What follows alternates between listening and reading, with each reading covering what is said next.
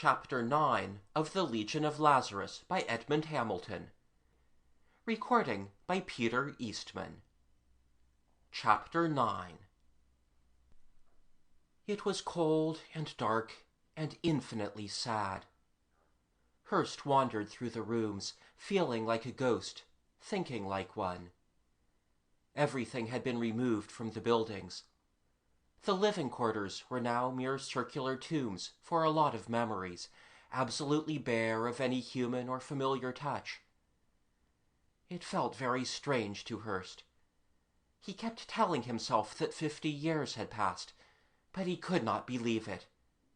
It seemed only a few months since MacDonald's death, months occupied by investigation and trial and the raging futile anguish of the unjustly accused. The long interval of the pseudo-death was no more than a night's sleep to a mind unconscious of passing time. Now it seemed that Saul and Landers should still be here, and there should be lights and warmth and movement. There was nothing. He could not bring himself to stay in the living quarters. He went into one of the storerooms and sat on a concrete buttress and waited. It was a long and dreadful wait. During it all, the emotional storms occasioned by the murder and its aftermath passed through his mind. Scenes with Saul and Landers, scenes with the investigators, with MacDonald's family, with lawyers and reporters, scenes with Elena. The whole terrible nightmare leading inevitably to that culminating moment when the door of the airlock opened, and he joined the sleepers on the plane. When it was all over, Hurst felt shaken and exhausted, but calm. The face of Vernon burned brightly in his mind's eye. Without bothering to open the steel-shuttered windows, he watched the two young men force their way out of the hoist tower. He watched them run to their ship and chatter excitedly over their radio. By the time, much later, that Belliver's yacht came screaming down to the landing field on a flaming burst of jets, he could watch it with almost the cool detachment of a spectator. He was careful to keep his shields up tight against Vernon, and he did not think the other Lazarite would be likely to look for him. Vernon seemed to be fully occupied with Belliver. "What else would they be stealing, you fool? You should have killed Hurst before, when you had the chance. Somebody had to take the blame for MacDonald. Anyway, you had him aboard the Happy Dream. Why didn't you hang on to him?" "Don't get insolent with me, Vernon. I can turn you over to the police any time for any one of 100 things." "Not without tipping your hand, Belliver." "It would be worth it." A string of foul names delivered in a furious scream. "You couldn't locate the Titanite, but they did, just as soon as they got hold of Hurst." "All right, Mr. God Almighty Belliver, turn me in. But if it was the Titanite they took, you haven't a chance of finding that starship without me. You haven't done very well at it so far. In the excitement they may get careless, but it's up to you." More foul language, but Belliver did not repeat his threat. He and Vernon, with a couple of other men, got into vac suits and lumbered across the snow to the hoist tower. From inside the cold, dark, buried building, Hurst watched them, and thought hard and fast, and smiled. Presently he left the building, and circled cautiously through the snowy gloom until he was in range of their helmet communicators. He could hear them orally now, but he kept watching them Esper fashion. They inspected the empty lead box, and the young men told what had happened, and Belliver turned his raging fury against them. There was no longer any doubt that the Titanite had been found and taken away, and Belliver saw the stars and worlds and moons, the bright glowing plunder of a galaxy, slipping away from him. He threatened the two young men with every punishment he could think of for not having stopped the thieves, and one of the young men turned white and anxious, and the other one flushed brick red and shook his fist close to Belliver's helmet.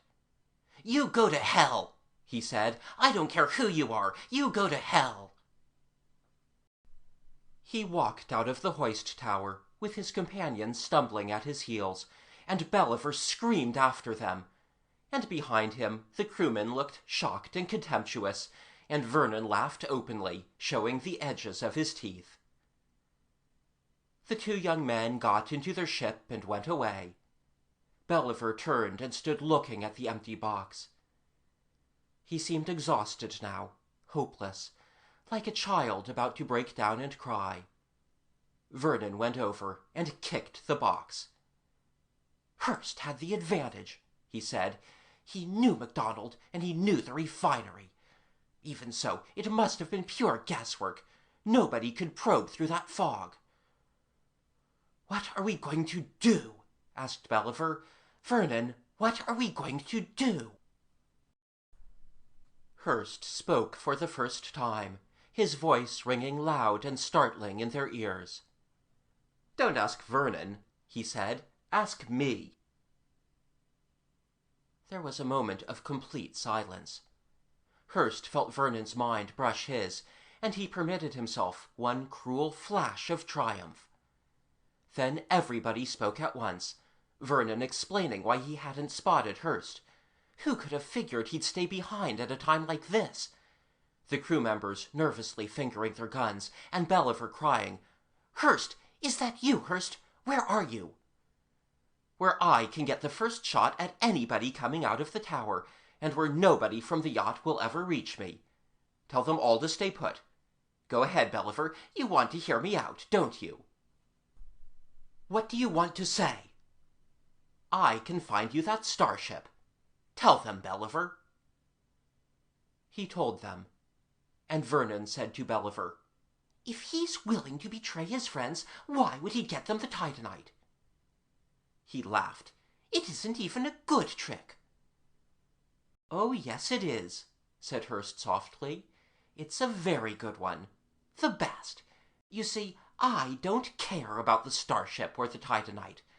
All I care about is the man who killed MacDonald. They were sort of bound up together. Ever hear of latent impressions, Vernon? I was unconscious, but my ears heard and my eyes saw, and my brain remembered when it was shown how." "That was 50 years ago," said Vernon. "People don't understand about us. Nobody would believe you if you told them." "They would if Belliver told them.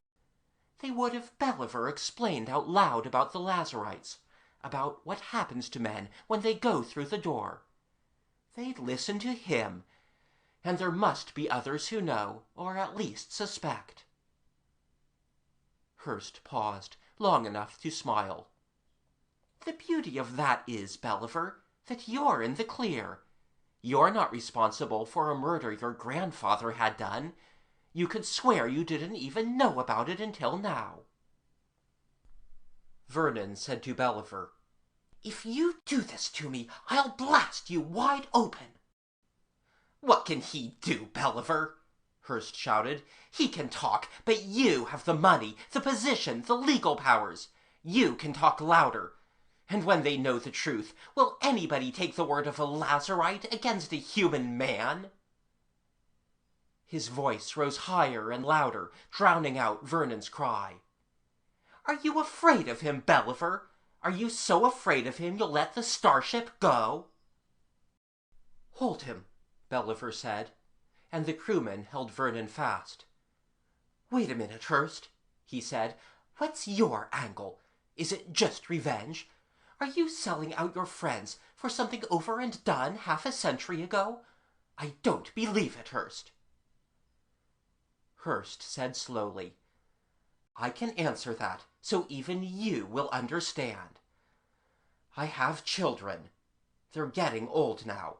They've lived all their lives thinking their father killed a man, not for love or for justice or in self-defense, but for sheer cold-blooded greed. I want them to know it wasn't so." "Hold him," Belliver said. The crewman struggled with Vernon, and Vernon said viciously to Belliver, "He'll never lead you to the starship. I can read his mind. when you've turned me in and blackened your grandfather's name to clear him, he'll laugh in your face. What are you, Belliver, a fool?" "Am I, Hurst?" "That's for you to find out. I'm offering you the starship for Vernon, and that's fair enough, because I want him as bad as you want it. And I can tell you, Belliver, if you decide to play it smart and call in your guards to hunt me down, it will do you no good. I won't be alive when they take me." Silence. In his mind's eye, Hurst could see the beads of sweat running down Belliver's face behind his helmet. He could see Vernon's face, too. It gave him pleasure. "It should be an easy decision, Belliver," he said. "After all, suppose I am lying. What have you got to lose but Vernon?